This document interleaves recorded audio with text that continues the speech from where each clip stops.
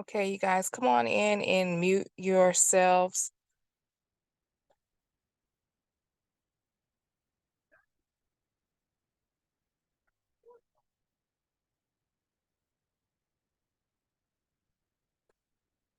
Hello. Come on in, mute yourself. I'm here. Just come on in the room. Okay.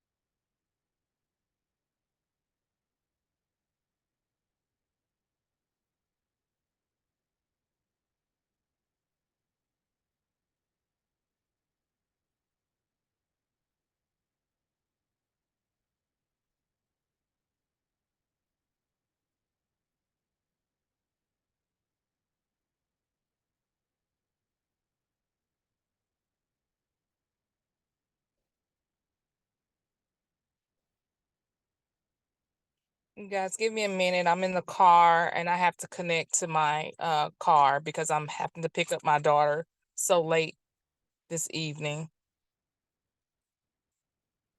Give me a second.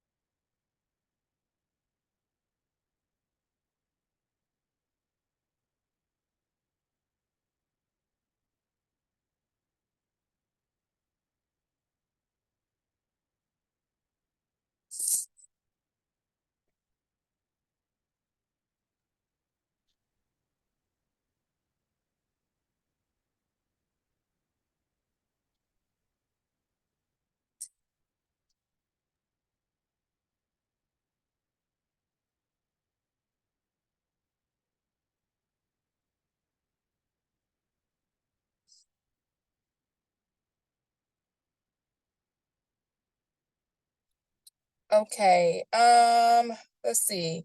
Chris, unmute yourself and let me know. I just need to one person just to let me know if you can hear me. Okay. Can you hear me now? Okay, I can hear you. I'm trying to pair it to the car just so I can have my hands Okay. free. But I just needed to see if I could hear y'all and y'all can hear me. Okay. I can hear Yeah. you. Okay, thank you. Give me You're one well. second. I'm still trying to pair to the car. I don't know why it's not allowing me to do that. It says it's connected, but let's see here. Gosh, these new cars just, oh gosh. Let's Hmm. see. Let's see if that's it. Is Bluetooth on? Yeah, my Bluetooth is on. It's just not. It's saying Bluetooth tethering connection to it's failed. I don't know what's going on. It's connected. It's just I'm not sure why it's not, and that's fine. I'll just go ahead and get started. I'll just have to hold my phone. Let me make sure everyone is in the room. There's 7 people here, and I think we're waiting on a few more people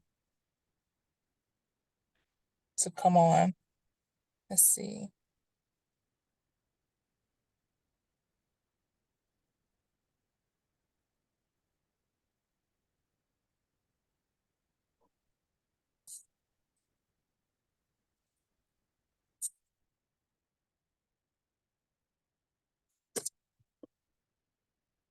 That's the weirdest thing of why this is not connecting.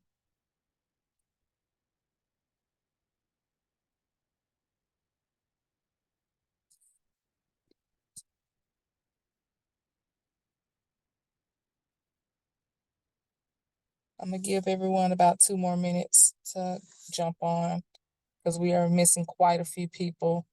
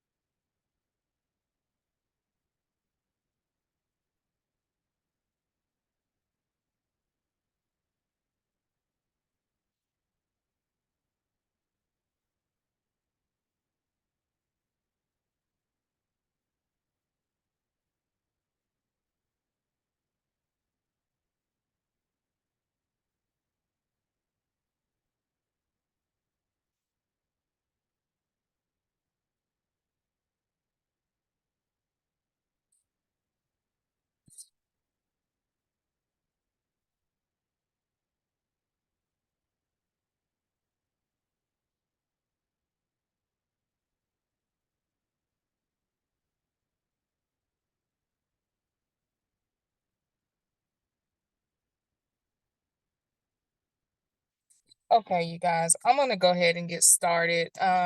Because I was trying to let people in the room before I started driving because I'm not gonna be able to look down to see if someone is trying to get in and drive at the same time. Did someone say something? In 600 feet. Okay, give me 1 second. Okay, I see what it is. I see what it is. Forgive me, you guys. I was so not planning to be in the car at this time.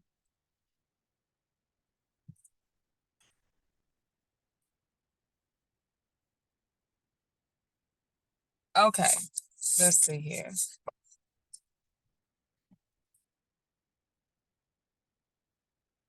Okay, Chris, now unmute so I can make sure everyone's connected. Okay, I can hear you. Okay, cool. Cool beans. Thank you so much. You're welcome. Wish I could help you. I'm not technical. Not me. Get those I know. kids. I know she was trying to, but I don't. Yep. It's not science. I'm just trying to figure out how to connect the Bluetooth to the phone, but Oh, it's a new car, and I don't know how to operate this stuff in here yet. So that's over my head. I Good know. luck. Thank you. All right. Good evening, everyone. Thank you for joining us tonight for our coaching and Q&A session. I want to give this opportunity for you guys to ask questions about anything that has gone on this week as far as you. I knew people were going to jump on here while I'm driving. Let's see. Give me a second. Okay. I want this opportunity for you guys to ask any questions from any of the leads you've been calling. If you are still kind of confused about what you should be saying when you're talking with claimants. So I do want to get to the bottom of that to make sure everyone is on the same page and that everything is running smooth. Give me 1 second. I'm not sure what this is, y'all. Give me 1 second.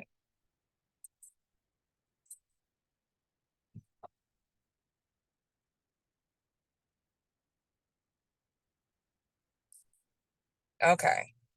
So my husband is on, he's at home and he's on. And so I'm gonna allow him to talk a little bit, but I want to just go over something really quick with you guys. I know we have reached out to you guys and we have said in previous meetings that we are nothing but a phone call and email away. But I want you guys to be mindful that we are working these surpluses as well. And we have a whole business that we work during the day. So it is best that you guys, if you need to contact us, to reach us through email. That is the best way to contact us, is through our email address. And we will get back to you and schedule a time that works best for both of us to answer any questions that you may have. If there's a deal, if you have a deal and you're needing assistance, we getting it closed out. If you have questions or anything like that, you're more than welcome to call us. Now, if we're going to answer your phone call immediately, maybe not. Why? Because I may be on a call, my husband may be on a call, or we're just busy at the time. And I just don't want you guys to get so caught up in thinking that we're going to drop everything that we're doing to answer your call like it's an emergency. Not falling off the ledge, and we are your last lifeline. Do not, I don't want you guys to just, beat us over the head because we're not answering your call immediately. Okay. So let's be a little bit more understanding, loving, and respectful when it comes to communicating and trying to get in contact with us. Please give us time to get back with you guys and understand that we have things that are going on here as well. So we want to make sure that we answer you guys' questions, and we're there for you, but let's be a little bit more loving, okay, and understanding. So I do want to get down to the bottom of the JV agreement. A lot of you guys we have not received your JV agreement. We do need those. If you can just go ahead and sign it, scan it, and email it back to us, that will help, because when you do get your first deal, that way we'll have that JV agreement already on file, and all we have to do is just fill out the rest of the information sheet with whatever claim that you have. So that is very important that we do have that back from you guys. So just scan it and just email it back to us. Okay. So you don't have to. I know last time I told you guys you can mail it. If you're having a hard time scanning, you're not able to scan it, then yes, you can go ahead and drop it in the mail. And I can provide you guys with our mailing address. Y'all give me a second. I'm not like the perfect driver, so I just want to make sure I'm talking to you guys and not about to run over anybody. Uh-oh. Trying to close the sunroof. Okay, here we go.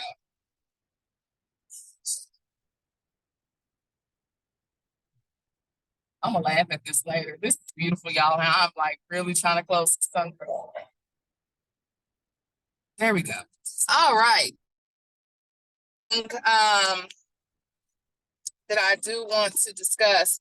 A lot of you guys have your leads and have had questions about how to, I guess, read the leads or what all that you're looking at. I did go over that information with you guys last week during the last Q&A. And I just wanted to go over it briefly with you guys before we open up the floor for questions. When you're looking at these leads that I'm sending you guys, you're going to look for the primary name. The primary name is the claimant that was on the mortgage. If you see a secondary name underneath that primary name, that person too was on the mortgage as well. So you're looking for both people. Okay. So keep that in mind when you start calling. When you scroll all the way down and you see the contacts and who you need to call, you should be asking for both of those people. And then when you get to trying to figure out the surplus amount, babe, you're going to have to give me a sec. I can't read your text and drive at the same time. So I'll let you unmute in just a minute to talk. Sorry, y'all. So when you're looking at the lead, you're going to take that opening bid and that closing bid, and whatever the winning bid is, if I'm saying this correctly, because sometimes I have to look at my screen. You take you subtract the opening bid from the winning bid, and gives you your surplus amount. Now, what I've told you guys in the last call is that sometimes it could be roughly around that amount. We don't know for sure because there could be other judgments and liens. So you just kind of want to give them a rough estimate and let them know that as well, that, that's just if there's not any other judgments and liens that have been filed into the case. So that is how you're going to get your surplus amount. If you have gone through all the numbers and none of the numbers seem to work, and it just doesn't seem like you have not made any contact, it is okay to start using some of the other skip trace services like True People Search or whatever it is that you may use. Like I said, I use True People Search. You can use that to further, research and skip trace, to find these people. So keep that in mind. Okay, let's see here. Babe, do you want to unmute and add anything on to what I have said? I'm like literally right around the corner from the house. Do you know how to unmute? Or do you want me to unmute you? Okay, I guess I'll unmute you.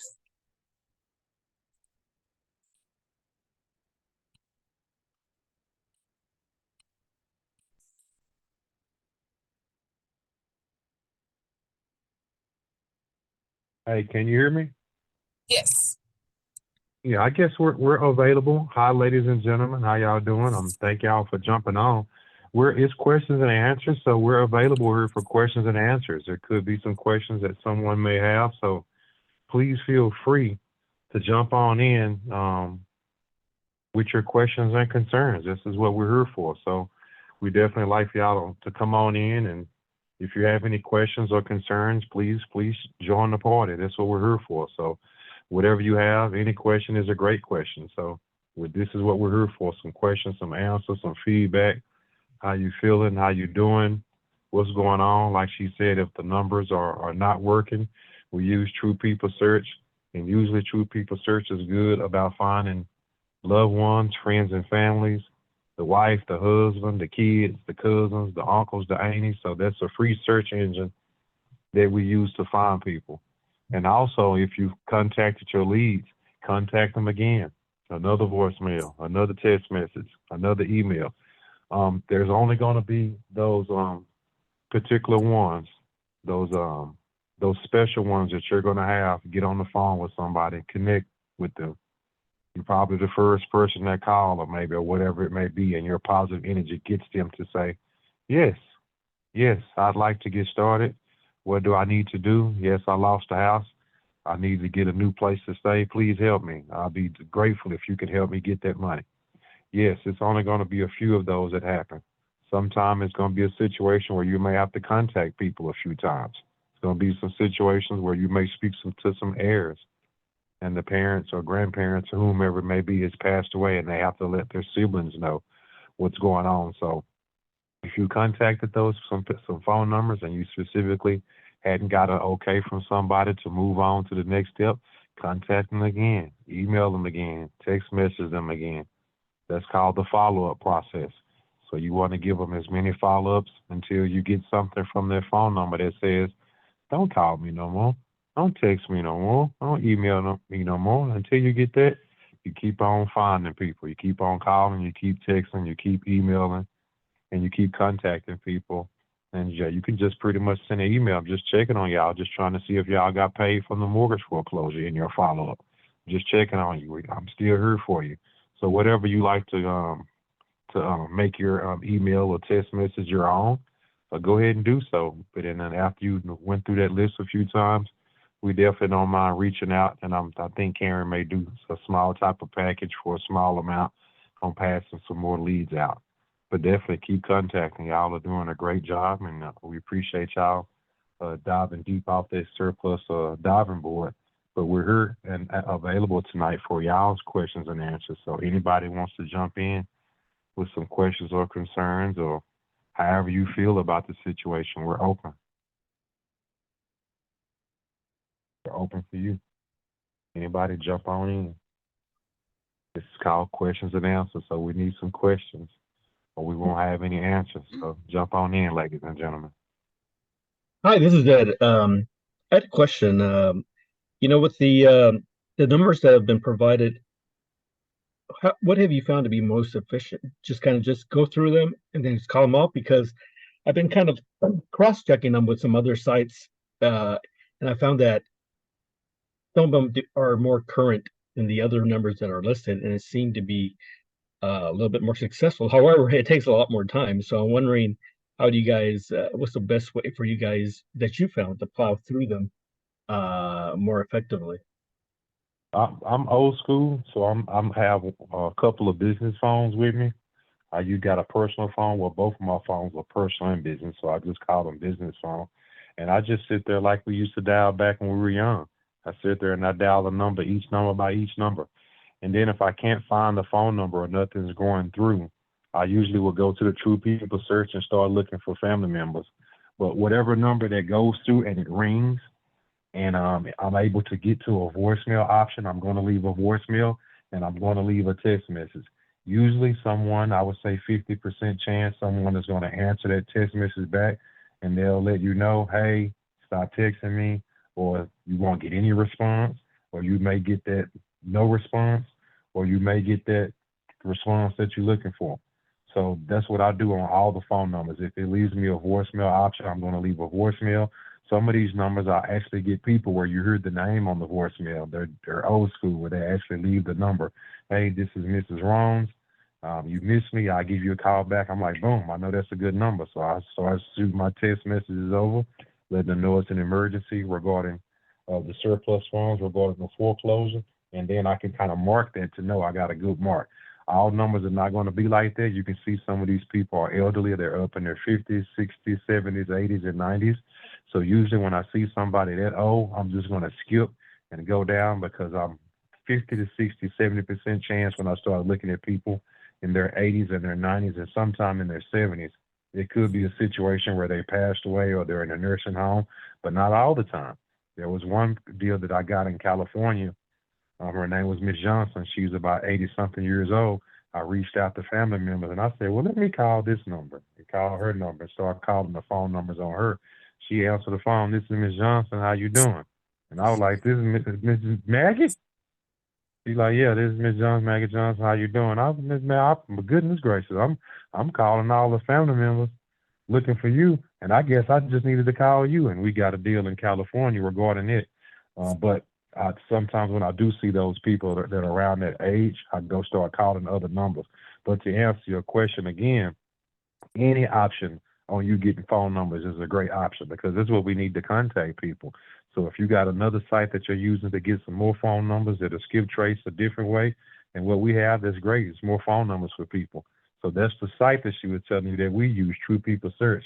If I'm getting some wrong numbers and I didn't get anything for somebody, I'll pull up that address in True People Search and pull up that name, and I start going down family members, because it could be it could be a situation where the phone numbers are not accurate. That's no different than you search up information on us on some of these sites. You may find your information, you may find your number that you're using right now. You may find a phone number that you were using years ago and is no longer active, but it's listed there on one of those skip tracing sites that says it's you. And it may have your accurate address where you're at right now. It may have an old address that you hadn't been at years. Yes, but to answer that question, however you're looking and finding different phone numbers, just keep it up, because it gives you another option of contacting those people when you do get those wrong numbers. But any number that you get, give a voicemail and send a text message, because you're not sure. Everybody doesn't have that name option on their voicemail. So you won't know. You don't want to take the chances just ringing a phone number, letting it ring, and then not leaving a voicemail and not leaving a text message. And it could be that person's phone. And may I add to that? I don't want you guys to get caught up in thinking that you need to get these different services that automatically call and call the numbers for you and things like that. And what was it called? It's one called Fire Phone Burner or something like that. I think we've tried that out once before with our mentor out of California. And I didn't really care for it. I really didn't. I rather just manually call the number and try to get the claimant on the phone. So I don't want you guys to think that you have to go pay for this subscription to have this automated calling system thing. Save your coins, okay? Wait until you at least get your first, second deal before you start trying to, build to your business. Especially when you don't really have it, it's no need to try to, put out money for something if you can just manually call. Because we have been doing that for years. We have not purchased any kind of subscription. We have manually been calling these claimants, and we have deals in our pipeline. So I just don't want you guys to get caught up thinking that you have to be structured a certain way for all this to happen for you. You don't. Great On question. that Great note, question. this is Leslie, Karen. Uh-huh. Thank you. Yeah. Thank you. I'm sorry. I didn't mean to interrupt you. No, go ahead. But Oh no, I but- was saying thank you for dropping your name. I'd like to get the gentleman's name that I was speaking with. That's why I was saying thank you. I guess we could That was jump good. into at least. Hey Ed, I thought that was you, but I didn't want to give it out there like that. I'm sure I remember your voice, Oh, but I okay. wanted to double check. So thank you, Ed, and go ahead, ma'am. I didn't mean to interrupt you, but no, if y'all could that, drop your name in when you come in, that'd be great. that's okay. I would, on that note, Karen, what you were speaking about phone burner, I know about phone burner because I worked for someone that had phone burner that I was making calls off of. But my question on that note is, right now we're getting our leads from you, okay? And Yes. when you guys get the leads, okay, are you going to the counties to get the leads? I mean, how are you getting your leads? Okay, well, we get our leads. We get generated leads from a system that we are subscribed to, that we pay, on a month-to-month basis, which I don't really put that information out there because I wouldn't suggest it for you guys that are just starting, because it is about $300-400 a month for this subscription. So Right. we get it from a subscription that we are a part of, and that's where we're getting the leads. So they're already skip traced. So that's one of the, other problems you don't have to really worry about, because that skip tracing can take a lot of your time when you could Right. just be making phone calls. Now, like Jason said, there are times where if you go through all the numbers and you just did not land not one person, then you can go and skip trace and try to find any additional phone numbers. But with the leads that we're sending you guys, they have already been skip traced, meaning someone has already done the research for you and have found possible numbers and possible relatives. Now finding leads, that's where we get our leads from. But I also try to tell people, there's a lot of people, I'm very high up on Sean Boozy. I'm real high up on Nick Fulham. I'm high up on Eric Richardson. So all of those guys, they put me in my place on how to find those leads. Even the old school OG Bob Diamond. So there's so many different videos from all of those on how to find leads. If you just have time to dive deep into those YouTube videos, because I want y'all to check them all out and look at all their options and how they go about informing you and walking you through on how you get leads, because these foreclosures are happening in all 50 states, Alaska and Hawaii too, in those beautiful areas, and all the way up north, all the way to the other side, to the East Coast, all the way to the West Coast, and all the way down here in the dirty South. Everybody's getting foreclosed everywhere in all the counties of the state. Nobody has a situation where they're not in the game. All the counties and all the states are in the game, and everybody's getting foreclosed everywhere.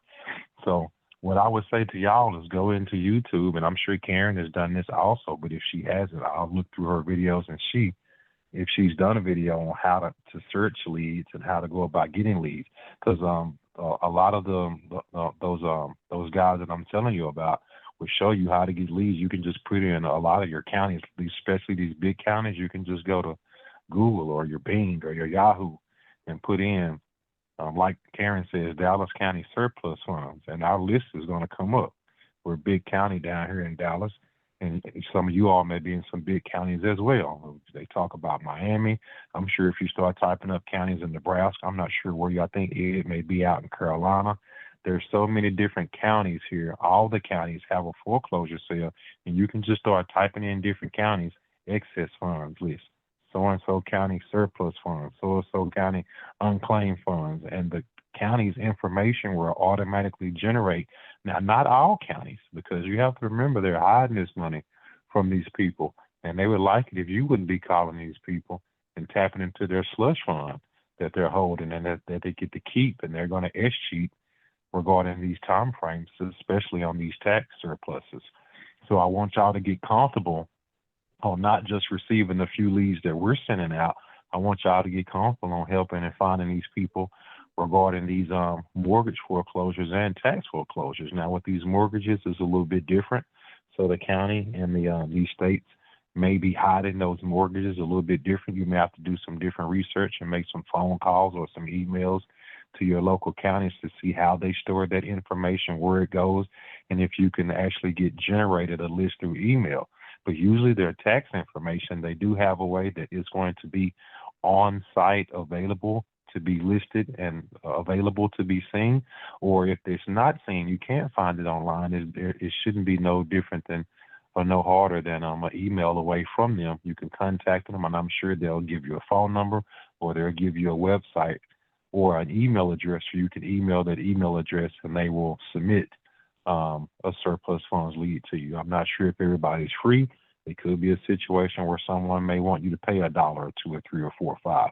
But I want y'all to get very much real organized there and on your search on finding these tax deals, because that's how me and Karen started. We started with these tax deals, and we just started in our own backyard. Dallas was one of those counties where we just put in Dallas County surplus funds. I think we may have seen it from one of Sean Bougie's old videos explaining, and we was like, oh my gosh, well, here's the information. We got dove deep into trying to find the information. We got one of those local attorneys. It's a family attorney of Karen's that was helping her with the sale of her mom's home. That's the story that she's telling y'all about. Hey man, we gave these deals to an attorney and he didn't pay us. It was the real estate attorney that was helping her and her sister sell the home.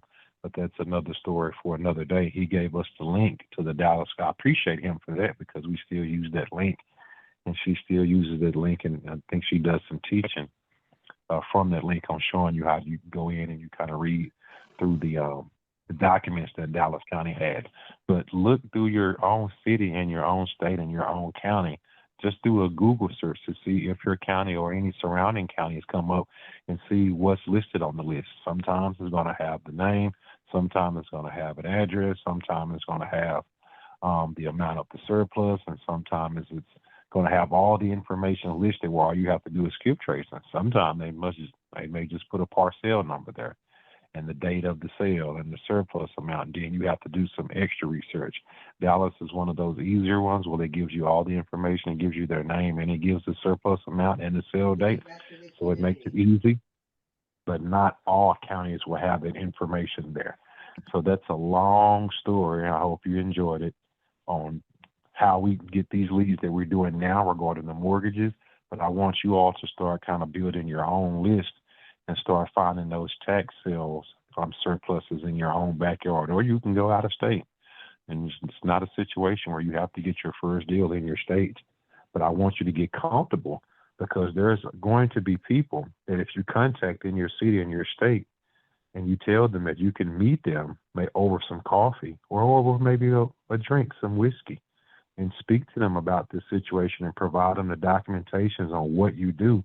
I don't want you to be surprised on how somebody will, if they can hear your voice and see you, and you tell them that you could bring the documents to them for them to sign, for them to understand that this is a real situation, because you're going to have people that are not going to believe you when you tell them there's 130-something thousand sitting at the county.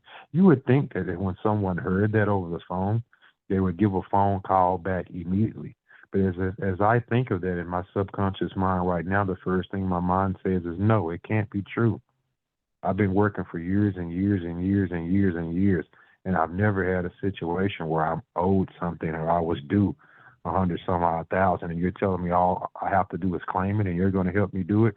So you have to understand the psychological effect on what you're saying. You know, you're calling with a live lotto card scratch number. Hey, you're owed 60,000. Hey, you're owed 100,000. You have to let that digest to someone a few times before they can even understand that situation.